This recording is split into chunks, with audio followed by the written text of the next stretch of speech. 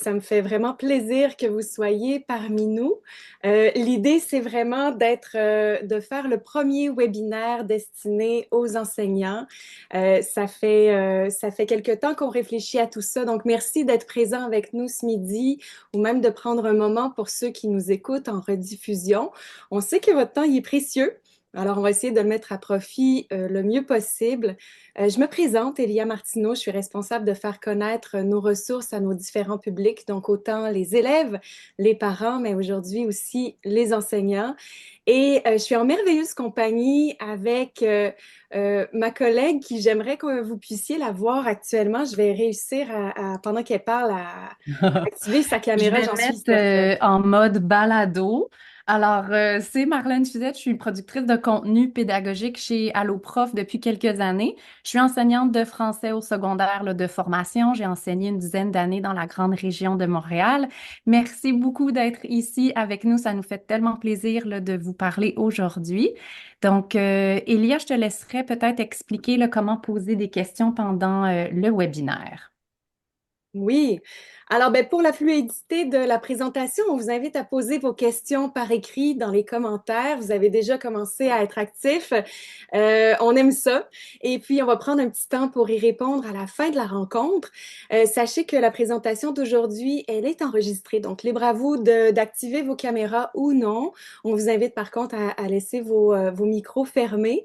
Et ben, Marlène et moi, vous allez voir, on vous a préparé un beau document de présentation avec plusieurs liens qui sont cliquables.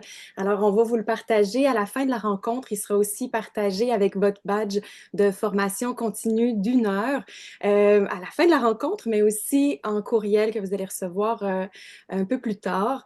Et ben voilà, Marlène, est-ce que tu veux nous présenter un peu ce qui est au menu aujourd'hui? Oui, alors tu vas nous partager Oui, je vous partage tout ça, mais tu peux commencer déjà. Parfait. Donc, je vous présente ce qu'on a au programme aujourd'hui. On vous avait promis une présentation là, pour dynamiser l'apprentissage du français au secondaire. Donc, il faut savoir qu'en ce moment, Allo Prof travaille sur un grand projet. Vous en avez peut-être entendu parler. C'est Allo Français. C'est un projet qui vise à outiller encore mieux les élèves dans leur apprentissage du français, mais aussi à outiller les profs dans leur enseignement. On est donc ravis aujourd'hui là, de vous présenter nos nouveautés. On vous présente nos coups de cœur. On espère que ces outils vous feront ben, gagner du temps et peut-être vous donner des nouvelles idées là, dans votre enseignement, vous inspirer. On voulait vraiment rester là, très pratique. Ça fait que l'idée, c'est on va vous partager des outils là, de fin d'année, idéal pour, c'est parfait pour les évaluations de lecture et d'écriture qui ben, s'en viennent quand même à grands pas. C'est qu'on va voir dans le fond un aperçu de nos coups de cœur dans la zone enseignant qu'on va vous présenter, nos coups de cœur dans la section élèves et vous donner des petites idées de comment utiliser ces outils en classe. Donc, sans plus tarder, on va plonger dans la zone enseignant. Oui, alors la zone enseignant, ben, il faut savoir que ça fait 2 ans qu'elle existe. Alloprof a créé cette zone-là entièrement dédiée pour vous, les profs, pour vous soutenir dans votre travail. Et puis, ben, c'est un peu votre espace à vous, votre espace pour peut-être planifier, pour organiser les apprentissages, mais aussi pour vous permettre une petite pause de réflexion, pour nourrir votre enseignement. Et qu'est-ce que vous avez à votre disposition pour le faire? Ben, c'est toutes sortes d'outils des articles, des activités pédagogiques clés en main, des jeux à faire en classe. On va vous présenter certains de ces outils-là dans la zone, mais en même temps, j'ai envie avant tout de vous montrer un peu comment la retracer sur le site. Alors, il y en a plusieurs qui connaissent déjà ben, le site d'Alloprof, qui est davantage connu dans sa section élèves, et comment arriver à trouver la zone enseignant. Ben, tout en haut, vous voyez la zone enseignant, ben, vous avez simplement à la sélectionner ici. Et vous avez, à ce moment-là, vous basculez dans votre zone qui vous est dédiée. Elle est divisée en 3 catégories, donc des ressources pour enseigner, des ressources aussi pour soutenir les élèves et des ressources pour soutenir les parents. Et ce qu'on aime bien ici, ben, c'est la petite loupe qui vous permet de faire des recherches par mots-clés. Fait que vous pourriez aller chercher déjà un premier mot qu'on voulait vous suggérer, qui est le mot affiche, Pourquoi? Ben, parce qu'il y a plusieurs de ces affiches-là qui sont disponibles et vous pouvez ensuite venir utiliser les filtres pour raffiner votre recherche, aller voir le niveau scolaire qui vous concerne, aller sélectionner votre matière. Puis là, aujourd'hui, on parle du français. Fait que voyez-vous, vous avez près d'une quarantaine d'affiches qui est à votre disposition. Marlène, je te laisse nous en parler un peu davantage de ces affiches-là. Oui, ben nos affiches, dans le fond, c'est des espèces de résumés des aides-mémoires là, d'une notion essentielle. On vous invite à les imprimer, à les agrandir, à les plastifier si vous pouvez. Dans tous les cas, les accrocher sur les murs de votre classe. On pourrait également les imprimer puis les distribuer là, tels quels aux élèves. On pourrait aussi leur demander de les télécharger puis de les ajouter là, dans une grammaire virtuelle personnelle. Je sais qu'il y a certains profs là, qui font ça avec leurs élèves. Personnellement, j'aime vraiment beaucoup les affiches qui présentent des notions qui reviennent chaque année, qu'on enseigne chaque année, comme l'affiche sur les classes de mots. Les classes de mots, ça revient toujours. Les groupes de mots, on en a une aussi sur les fonctions syntaxiques, sur la phrase de base. J'aime aussi celles qu'on voit là, présentement à l'écran parce qu'elles aident vraiment concrètement les élèves à se préparer aux examens. On en a une sur les stratégies argumentatives là, pour le deuxième cycle, les procédés explicatifs aussi, un aide-mémoire là, pour réussir les examens. Donc, allez explorer, là, comme Elia disait, il y en a une quarantaine. Donc, Elia, je te laisse présenter d'autres outils qu'on retrouve dans la zone Allo-Prof enseignant. Oui, alors, ce qu'on aime bien aussi, c'est les fameuses SAE. On le sait que c'est des outils extrêmement précieux pour les profs qui sont longs à préparer. Et puis, ils permettent toujours une espèce de tour d'horizon de différentes notions pour les élèves. Ça leur permet de consolider les apprentissages et celles que vous allez retrouver, parce que oui, vous allez en retrouver dans la zone enseignant, elles ont été créées, il faut le savoir, par notre équipe de professeurs de français au sein d'AlloProf et respectent la progression des apprentissages. Donc là-dessus, vous pouvez dormir tranquille. C'est vraiment un outil clé en main qui est à votre disposition. Il y en a quelques-unes qu'on vous présente ici. Donc, c'est celles qui sont actuellement disponibles pour le secondaire en français, mais il y en aura d'autres à venir à travers le projet Allo Français. Donc, vous allez voir que tout ça va prendre de l'ampleur dans les prochains mois, c'est assuré. Marlène, je pense que tu souhaitais nous en présenter quelques-unes. Oui, je vais en présenter deux qui sont parfaites là, pour la préparation aux évaluations de fin d'année. On va commencer avec 60 secondes pour convaincre, qui est destiné aux élèves de cinquième secondaire. Donc, dans toutes nos SAE, on retrouve un guide pour l'enseignant, un cahier pour l'élève. On va retrouver le matériel qui est requis, des ressources Alloprof complémentaires, l'activité elle-même, évidemment, les consignes, et il y a aussi une grille d'évaluation déjà toute faite si vous voulez transformer l'activité en évaluation. Donc, 60 secondes pour convaincre, c'est vraiment idéal pour travailler l'argumentation. On demande aux élèves de choisir quel élément de leur école ils souhaiteraient améliorer parce qu'il y a une petite mise en situation. La direction a un budget X pour embellir, améliorer l'école et fait appel aux élèves pour avoir des idées. Donc, les élèves ont 60 secondes pour convaincre leur père que leur projet est le meilleur.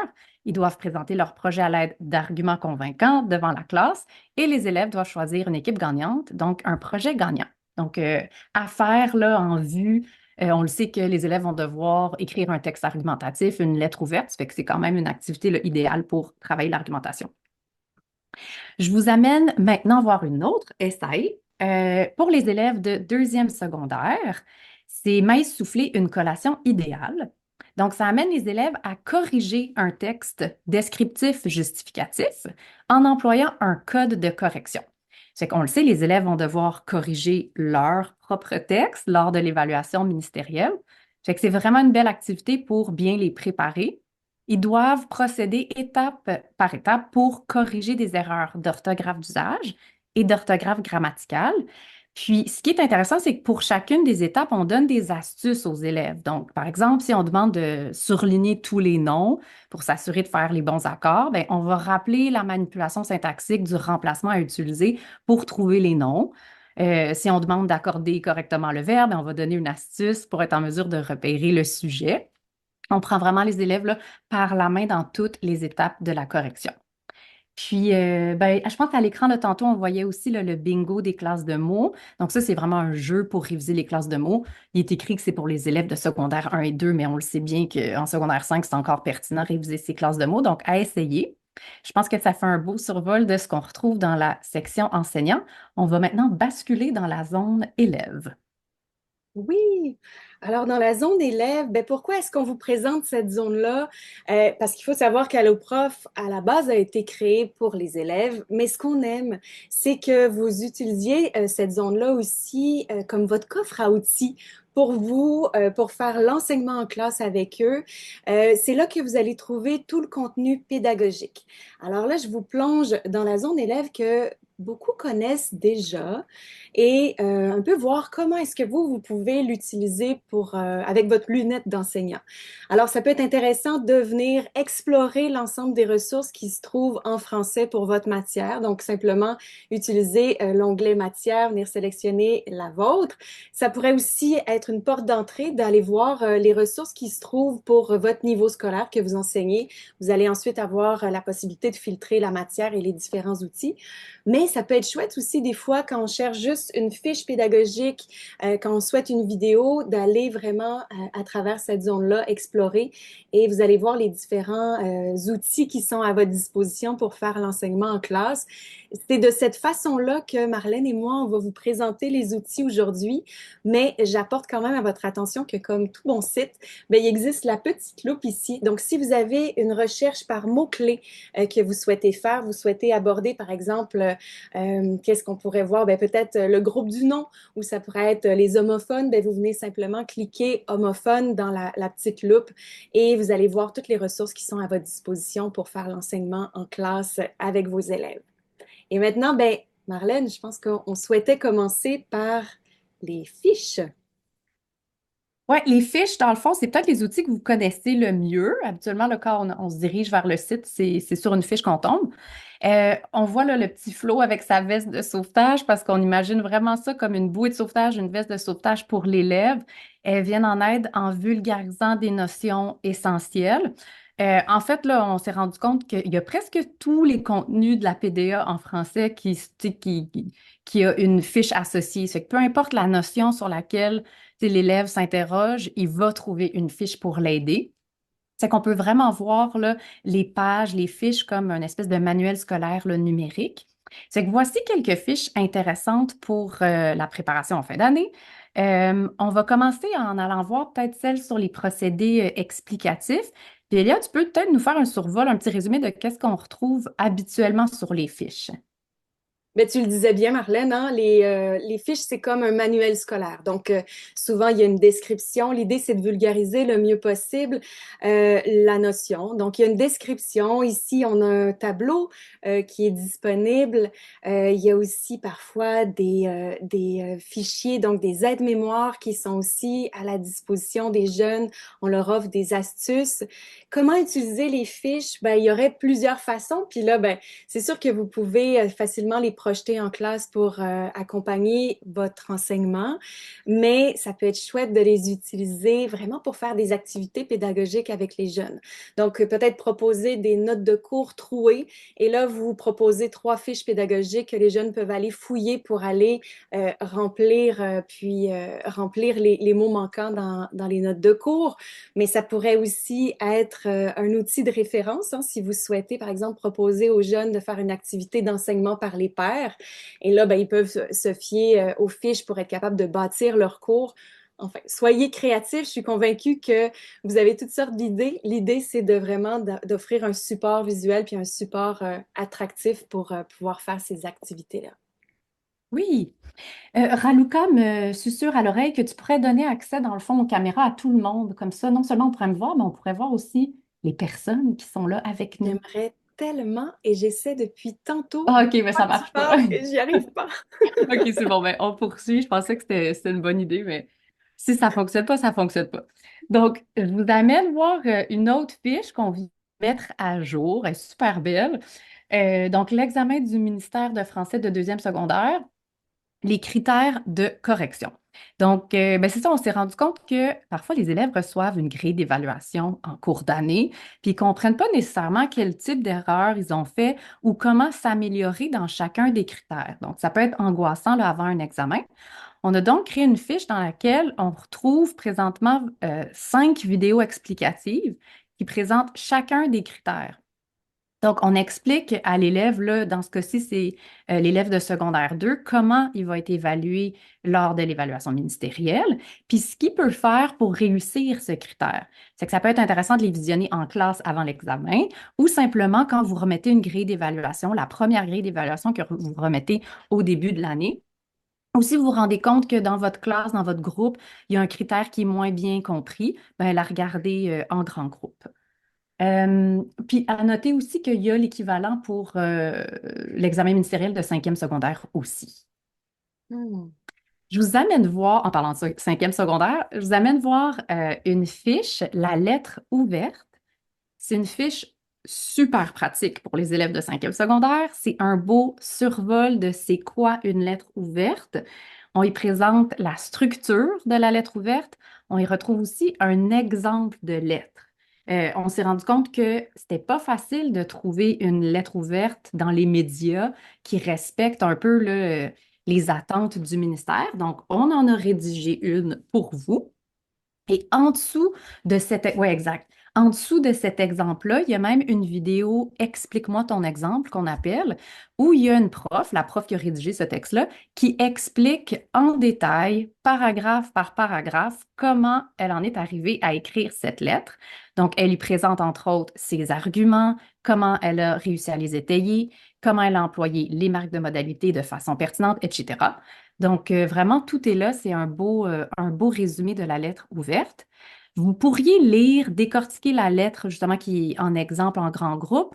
Vous pourriez la comparer à celle qu'on retrouve dans les médias comme la presse, Le Devoir. D'ailleurs, on vous donne là, quelques exemples qui mènent vers des lettres ouvertes.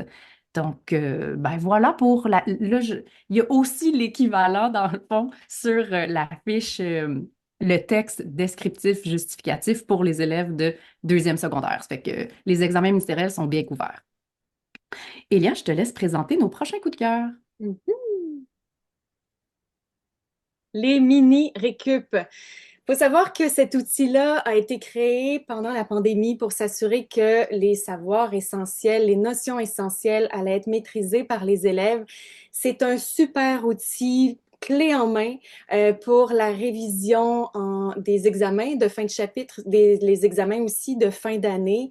Euh, comment les utiliser en classe? Ben, ça pourrait être à proposer peut-être quand vous devez vous absenter, que vous avez un suppléant qui est en classe et donc permettre de faire du travail un peu plus individuel ou même en grand groupe. À ce moment-là, ben, la vidéo, elle est projetée sur l'écran et le suppléant a simplement à animer les questionnaires qui se présentent au fur et à mesure de la vidéo. Mais ça peut aussi être chouette de le proposer pour les élèves qui ont dû s'absenter longtemps, des élèves aussi qui sont en récupération. Fait que c'est un petit outil comme ça, clé en main qu'on aime bien proposer. Puis là, Marlène, mais je te laisse nous expliquer un peu comment ils sont conçus. Ouais, donc là, on va aller voir apprendre à justifier, répondre à une question d'interprétation. Donc, c'est ça, cette mini-récup est super utile avant un examen de lecture ou en début d'année, quand on veut présenter les 4 dimensions de la lecture. Vous savez, plusieurs élèves ont de la difficulté, pas tout le temps à lire, mais parfois à bien répondre à des questions. C'est que cette mini-récup est vraiment idéale pour ces élèves-là. Donc, je vous présente les quatre parties là, qu'on retrouve dans les fiches de mini-récup. Donc, on a à savoir avant de commencer. On retrouve habituellement toutes les notions que l'élève doit maîtriser pour bien comprendre la vidéo. On peut aussi retrouver, comme c'est le cas ici, un texte à lire avant de commencer la vidéo. Ici, on retrouve le texte Pouf. La prof va se baser sur ce texte pour poser dans la vidéo des questions d'interprétation, puis modéliser des réponses bien construites. Euh, donc, c'est comme une belle activité en complément avec la vidéo. On a la vidéo interactive, une espèce d'hybride entre une vidéo où on revoit les notions importantes, puis un questionnaire interactif. Donc, dans cette mini-récup, la prof, elle explique la différence entre la compréhension et l'interprétation d'un texte. Elle explique comment bien structurer une réponse d'interprétation en mettant l'accent sur une bonne justification. Puis au fil de la vidéo, elle va prendre des pauses pour poser des questions, parfois activer les connaissances antérieures, parfois pour vérifier si les élèves ont bien compris ce qu'elle était en train d'expliquer. Donc, si l'élève l'écoute seul, il peut simplement cliquer sur la vidéo pour répondre aux questions. Mais si vous la visionnez en grand groupe, ben, il y a les petites questions, ça permet de prendre une pause et de sonder les élèves. Il y a aussi la section à retenir, qui est une espèce de résumé de tout ce qui a été abordé dans la vidéo. Puis, plus pour t'aider, des outils supplémentaires, donc des liens vers d'autres ressources là, d'AlloProf liés au sujet abordé dans la mini-récup. Oui. Euh, donc ça, c'est une belle ressource là, en lecture. On n'en a pas présenté beaucoup. Je vous montre maintenant une autre mini-récup qui est, je pense, mon coup de cœur de tous les coups de cœur. Donc, écrire un texte narratif, la nouvelle littéraire. Cette mini-récup s'adresse aux élèves de quatrième secondaire, vous l'aurez deviné. Elle propose encore une fois de lire un texte avant d'écouter la vidéo. Ici, l'enseignante que vous voyez dans la mini-récup s'est prêtée au jeu. Elle a elle-même écrit une nouvelle littéraire pour ensuite modéliser le mieux possible toutes les étapes qu'elle a suivies pour rédiger sa nouvelle. Elle y résume toutes les caractéristiques d'une bonne nouvelle, comment construire une bonne chute, comment créer des fausses pistes, comment créer un personnage principal intéressant en misant sur ses caractéristiques psychologiques. Donc, il y a vraiment, c'est un beau survol. Et on retrouve, ça c'est assez rare et précieux, je trouve, on retrouve là à la fin un document que vous pouvez imprimer et donner tel quel à vos élèves pour qu'ils puissent rédiger, bien planifier la rédaction de leurs nouvelles. Puis au fil, c'est ça, là, du plan, il y a des petites astuces. Oublie pas de faire ceci, as-tu pensé à ça? Peut-être que tu peux faire ça pour créer ta fausse piste. Donc, c'est une belle activité là, à faire en vue de la rédaction d'une nouvelle. Donc, Elia, je te laisse poursuivre. Il y en a d'autres, hein, des mini-récup. Vous allez voir facilement, il y a un onglet pour les repérer dans la section Explorer. Vous allez voir les mini-récup. Et là, ben, on vous en a sélectionné d'autres. Je pense que pour les secondaires 1 et 2, on aime bien l'idée du texte descriptif qui peut être super intéressant à revoir. Mais pour tous les niveaux, ben, corriger un texte, les fameuses étapes à suivre, c'est un incontournable à proposer. Mais bon, allez explorer un peu tout ça. On a même des choses pour la communication orale pour l'examen de secondaire 5. Des belles petites pépites à découvrir. Oui, Mais on a des petites vidéos aussi un peu plus courtes. Les mini-récup, là, ça peut être, je sais pas, de 10 à 20, même parfois 30 minutes. On a des petites vidéos notionnelles plus courtes et on a un nouveau concept que je voulais vous présenter aujourd'hui. C'est des trucs de pro. Donc, c'est quoi ça, les trucs de pro? C'est des vidéos un peu basées sur le modèle de l'enseignement explicite. On modélise notre raisonnement grammatical pour corriger ou bien écrire un mot ou une phrase. On voulait vraiment créer des vidéos courtes qui ciblaient comme des erreurs fréquentes qu'on voit tout le temps dans les productions écrites, puis donner un truc clair et efficace à l'élève. Donc, par exemple, on a créé plusieurs trucs de pro sur les homophones en donnant le truc du remplacement pour distinguer deux mots de différentes classes de mots. Il en existe d'autres aussi là, en ponctuation, en syntaxe. Donc, allez voir. Moi, je trouve que c'est super utile. On peut donner cette vidéo-là comme un peu une rétroaction à un élève qui ne cesse de faire la même erreur dans sa production écrite. On dit, hey, toi, je pense que ça t'aiderait vraiment de trouver un truc pour éviter de faire telle erreur. Ça peut accompagner une dictée zéro faute. Ça pourrait se transformer en une petite capsule linguistique qu'on fait une fois par semaine. Ça peut s'intégrer à un concept de classe inversée, proposer la vidéo en devoir et le lendemain, on fait un petit exercice sur la notion abordée. Donc, à vous là, de découvrir les trucs de pro. Puis ça, on va continuer à en créer là, aussi euh, cette année et l'année prochaine. Elia, je pense que tu veux nous montrer comment les retrouver maintenant sur le site. oui, ben, je vous dirais déjà d'écrire dans votre cellulaire ou sur un petit post-it pas loin de votre bureau ce fameux mot-clé-là, truc de pro. Pourquoi? Ben, parce que c'est dans la section vidéo que vous allez être en mesure de les retrouver. Donc, vous allez tout en haut dans la zone explorée, cliquez sur vidéo et dans la barre de recherche, vous avez simplement à inscrire ce mot-clé-là, truc de pro, pour facilement les retracer. Vous allez voir, il y en a. Voyez-vous, là, je l'avais déjà cherché, il s'est enregistré truc de pro. Actuellement, il y en a près d'une vingtaine, mais c'est quelque chose qui va vraiment prendre de l'ampleur dans le cadre du projet Allo Français parce que, ben, on sait à quel point c'est des outils que les élèves vont pouvoir bénéficier. Alors, voilà, c'est une petite façon de les retracer facilement. Maintenant, j'aime bien juste vous mentionner aussi que tout au long de votre recherche à travers les outils d'AlloProf, vous avez toujours la fonction favoris. Donc, vous pouvez venir ajouter certains outils à vos favoris et être en mesure de les retracer rapidement et facilement dans votre compte. Fait que voyez-vous ici, moi, je suis connectée à mon compte et dans ma zone favoris, ben, je vais retrouver facilement tous les outils que j'ai enregistrés. C'est une belle façon de planifier vos cours, c'est-à-dire que vous savez que vous allez aborder une notion, vous allez sélectionner peut-être un exercice, une vidéo, peut-être une mini-récup, vous les ajoutez dans vos fonctions favoris, puis quand vient le temps d'enseigner, ben, c'est facilement accessible. Sinon, allons voir la suite. Parce que, ben, bien sûr, là, il y a toutes sortes d'outils qui vous permettent d'aborder les notions avec les élèves, mais ce qu'on sait, c'est qu'ils ont besoin de se mettre en pratique pour consolider les apprentissages, pour bien mémoriser et ben, les exercices. Ils sont vraiment là en grand nombre. Ils vont vraiment progresser, se développer davantage. Puis, Marlène, tu nous en as sélectionné quelques-uns là, pour la fin de l'année en français. Oui, on a une foule d'exercices. Moi, j'ai choisi ceux-là parce que je les trouve vraiment intéressants.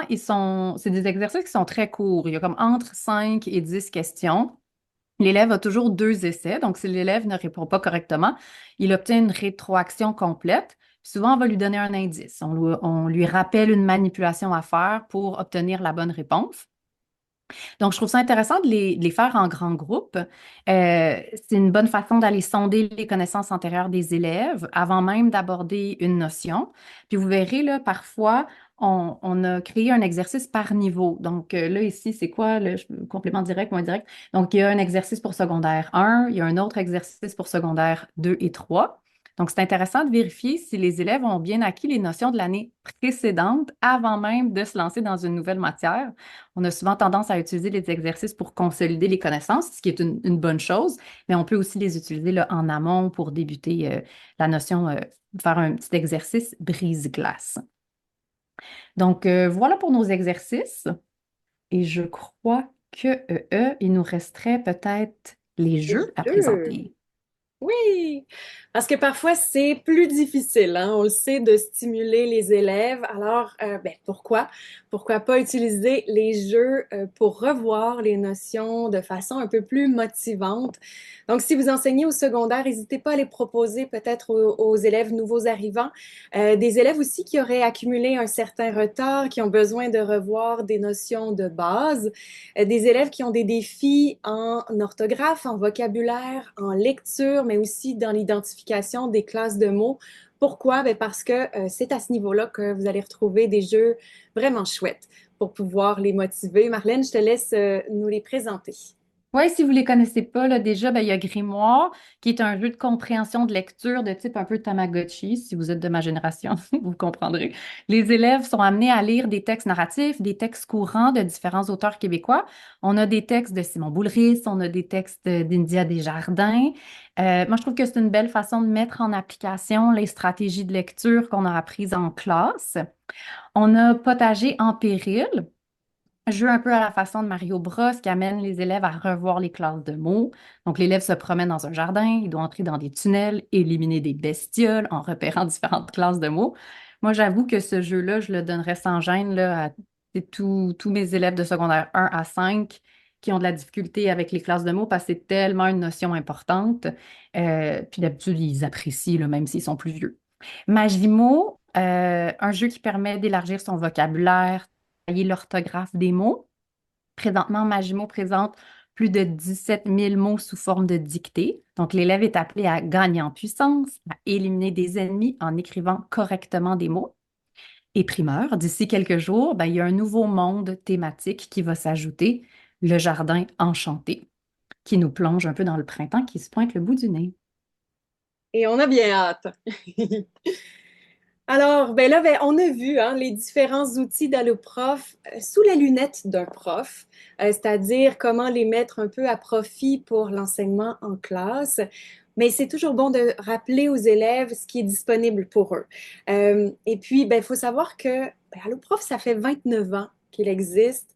Et au fil du temps, bien, il y a toutes sortes d'outils qui ont été développés dans le but d'offrir un filet continu de sécurité dans le parcours scolaire des élèves, et ça de la première année du primaire jusqu'à secondaire 5. Donc, c'est bon de leur rappeler qu'on les soutient, on est là pour eux et qu'à leur disposition, ben, ils ont toutes sortes d'outils qu'ils peuvent retrouver de façon autonome à travers le site d'AlloProf pour apprendre. Donc, on vous a présenté déjà des fiches pédagogiques, les vidéos. Vous savez maintenant aussi comment les mettre à profit en classe. Ils peuvent aussi pratiquer, donc se mettre en action à travers les jeux pédagogiques, à travers les exercices interactifs qui sont disponibles. Et ils ont toutes sortes d'outils aussi pour réviser, dont celui, notre principal, ben, qui est vraiment les mini-récup. Et donc, tout ça, c'est gratuit. C'est sur le site d'AlloProf en libre service. C'est un coffre à outils pour vous, les enseignants, je le rappelle. Osez les utiliser pour varier, pour dynamiser votre enseignement. Vous allez faire en même temps, vous allez rendre en même temps ben, vos élèves complètement autonomes à travers le site, et ils vont être capables de les réutiliser une fois à la maison, une fois qu'ils sont seuls. Et il faut savoir aussi que quand vous vous reposez le soir, ben, ils ont en plus de ça accès à un soutien un peu plus personnalisé. C'est-à-dire qu'on a une flotte de professeurs qui se mettent à la disposition des élèves par texto, par clavardage, par téléphone, selon un certain horaire, mais nos horaires sont en train de s'élargir. Donc, je leur laisse explorer les horaires qui sont accessibles. Et 7 jours sur 7, 24 heures sur 24, ben, il y a toujours la fameuse zone d'entraide où un élève peut venir poser une question, peut aussi répondre à d'autres élèves, et à travers tout ça, on a des modérateurs qui s'assurent que tout le monde est bien répondu, et même un petit peu d'intelligence artificielle pour assurer une rapidité de réponse. Alors tout ça, c'est l'étendue des outils qui sont disponibles. Je rappelle, ils sont gratuits, autant pour vous les enseignants que pour les élèves. Alors ça vaut la peine de les utiliser, tout ça pour vous faciliter la vie à vous tous. Et là, ben, on a pas mal fait le tour des outils à votre disposition, mais on aime bien vous en donner plus. Sachez qu'on a une équipe d'animateurs qui parcourent les classes du Québec en virtuel, mais aussi en présentiel dans certaines régions. Et un nouvel atelier pour le français, pour le secondaire, vient de sortir. Il s'appelle Les meilleurs outils pour t'aider en français, mission jeux vidéo. Donc, on plonge les jeunes dans un monde où ils doivent créer un jeu vidéo, et ils doivent mettre à profit les différents outils en français pour y arriver. Sachez qu'on a aussi l'atelier Prépare tes examens avec AlloProf qui pourrait être vraiment pertinent pour la période de fin d'année qu'on débute. Mais il y a toujours aussi Motive-toi avec AlloProf, puis celui d'introduction AlloProf, ta carte Joker pour réussir, qui sont des ateliers disponibles. Tout ça gratuitement. Vous pouvez scanner le code QR, puis accéder au calendrier des animateurs. Oui, puis en terminant, ben, pour garder le lien avec nous, on vous invite à vous abonner à notre infolettre. Donc, aux 2 semaines, vous serez informé des nouveautés, des outils liés au calendrier scolaire, comme justement la préparation aux examens, puis des avancées en lien avec Allo Français. Puis en bonus, vous courez la chance de gagner 250 en carte cadeau. Donc, vous avez le code QR qui est juste là. Oui. Et ben, voyez-vous, on a quand même pas mal fait le tour. On a une belle période de questions. On a un beau 9 minutes. Ceux qui doivent retourner en classe, on le comprend. On espère quand même que vous avez tiré profit de la présentation. Sachez que vous avez accès à tous les outils qu'on vous a présentés à travers le code que vous voyez à l'écran. On vous met tout ça aussi dans les commentaires. On vous invite à aussi répondre à notre petit sondage, parce que voyez-vous, c'était le premier webinaire pour les professeurs et on souhaite qu'il y en ait d'autres. On veut vraiment répondre à vos besoins.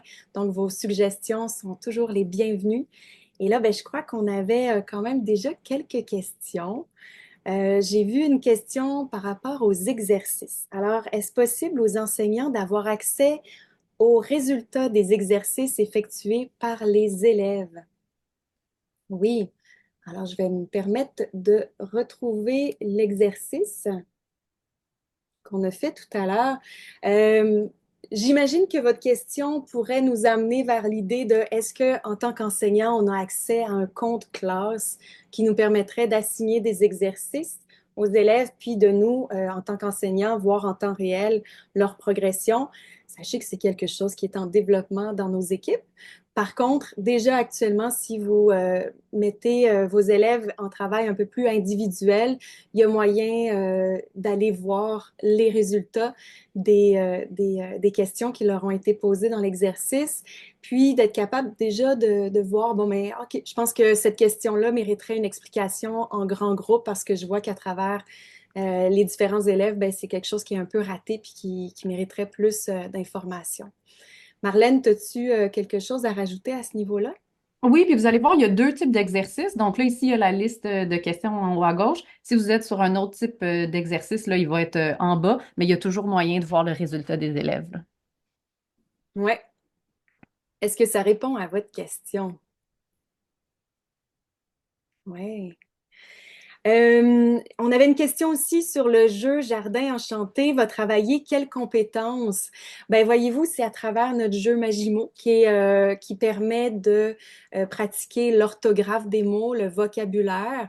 Donc, c'est simplement, on plonge les élèves dans un nouvel univers qui est celui un peu plus printanier, mais au niveau des notions qui vont être pratiquées, c'est les mêmes. C'est-à-dire que vous pouvez générer des listes de mots de vocabulaire pour vos élèves, leur offrir un code. Et là, ils ont simplement entré ce code-là en entrant dans le jeu, puis ils vont pouvoir pratiquer cette liste de mots-là que vous auriez créée pour eux. Ils ont aussi accès à toutes sortes de listes de mots qui sont déjà préparés selon la progression des apprentissages. Je pense, Marlène, qu'on a des listes pour les seconds. Je pense que ça arrête en sixième année ou on en a pour secondaire 1 et 2. Tu peux-tu répondre à ça? Je crois que ça s'arrête au primaire, mais il y a toujours la possibilité là, de créer une liste aussi. Donc, ça pourrait être intéressant pour les profs de secondaire 1 et 2. Oui, alors ça sera à vous de créer votre liste thématique pour le niveau que vous sentez qui serait, que les élèves pourraient utiliser. J'ai aussi une question ici qui dit, est-ce qu'il y a un formulaire d'évaluation? Évaluation en quel Ça, j'ai sens? l'impression que c'est le petit sondage à la fin. OK, le petit sondage. Oui, ben, sachez qu'on vous remet aussi dans les courriels, il va y avoir un courriel qui va vous être envoyé dans les prochaines heures, mais d'ici 48 heures, vous allez avoir le lien de la présentation aujourd'hui enregistré, la vidéo enregistrée. Vous allez aussi avoir le document qu'on vous a présenté, le sondage et votre badge de formation continue d'1 heure. J'espère que ça répond à votre question. On a une autre question. Comptez-vous faire des ressources pour les études postsecondaires? C'est quelque chose qui se réfléchit, mais sachez qu'à court terme, ça ne fait pas partie des priorités d'Alloprof. Il y a déjà encore beaucoup de choses qu'on peut développer pour aider les élèves de la première année jusqu'à secondaire 5. On sait déjà que nos outils sont utilisés même par les élèves qui sont au cégep, même par les élèves à l'université et parfois même dans le milieu professionnel. Tant mieux si ça leur profite. Par contre, à court terme, non, c'est pas dans les développements de développer vraiment des outils spécifiques pour ce public-là. Est-ce qu'on a d'autres questions? Je vois des choses. Wow. Oui, des gens qui nous disent pour les études postsecondaires, c'est super. Voilà. Alors, ben, s'il n'y a pas plus de questions, ben, je me permets de prendre le mot de la fin. Ça met fin à la présentation d'aujourd'hui. Merci pour toutes vos questions. Merci du temps aussi que vous avez consacré à l'écouter, à être présent avec nous. On espère que la présentation va vous avoir donné ben, des idées pour bâtir vos cours, mais aussi vous donner envie de plonger davantage sur le site. On vous en a sélectionné quelques-unes, mais sachez qu'il qu'il y a énormément de petites pépites très précieuses qui pourraient alimenter votre enseignement. L'idée, c'est de vous faciliter la tâche, de vous faire gagner du temps aussi. Alors, on espère que déjà, à travers cette rencontre-là, c'est mission accomplie. Merci beaucoup de votre présence, puis on vous souhaite à la prochaine. Merci beaucoup et on espère vous revoir au prochain webinaire. Bonne journée Oui, à tous. bonne journée.